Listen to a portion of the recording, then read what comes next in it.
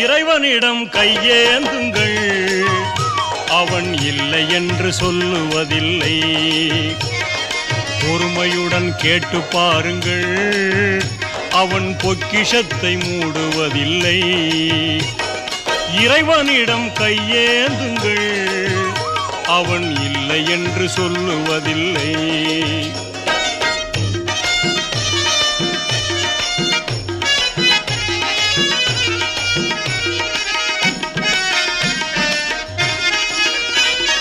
இல்லை என்று சொல்லும் மனம் இல்லாதவன், ஈடு இணை இல்லாத கருணை உள்ளவன், இன்னல் பட்டு எழும் குரலை கேட்கின்றவன், எண்ணங்களை இதயங்களை பார்க்கின்றவன்.